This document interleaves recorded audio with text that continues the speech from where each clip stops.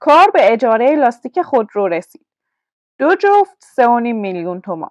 این روزها به حدی هزینه خرید لاستیک خودرو بالا رفته که عده‌ای سراغ اجاره لاستیک برای مقاصد مختلف می‌روند.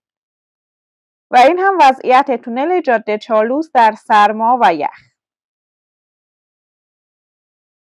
امضای عراق و حسرت ایران.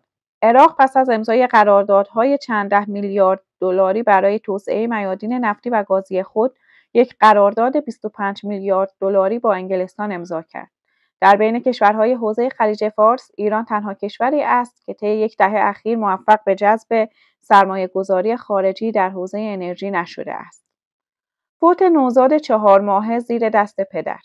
این نوزاد معصوم 4 ماهه به علت ضرب و جرح شدید توسط پدرش و خونریزی شدید قلبی و ریوی جان باخت. فاطمه معتمدآریا از ایران رفت. فاطمه معتمدآریا در حاشیه جشنواره فیلم‌های ایرانی در آمریکا اعلام کرد 1 سال است از ایران خارج شده و قصد بازگشت ندارد. او در این باره گفت: اولین باری که بعد از دادگاه‌های متعدد توانستم پاسپورتم را بگیرم و برای کاری به فرانسه بیایم، همسرم گفت برنگرد و من بیش از 1 سال است از ایران خارج شدم. دعوای شدید در تلویزیون توسط نمایندگان موافق و مخالف وزیر اقتصاد.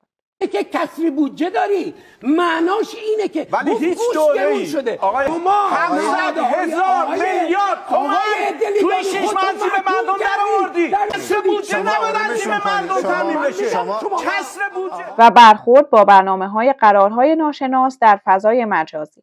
رئیس پلیس امنیت عمومی از برخورد با 15 نفر از برگزار کنندگان جلسات بلایند دیت یا قرارهای ناشناس در فضای مجازی خبر داد و افزود تا پاکسازی کامل فضای مجازی از چنین محتواهایی ادامه خواهیم داد.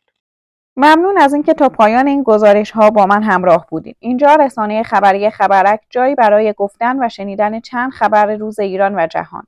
لطفاً از این کانال حمایت کنید و نظرات خودتون رو برای بهتر شدن این کانال برام بنویسید.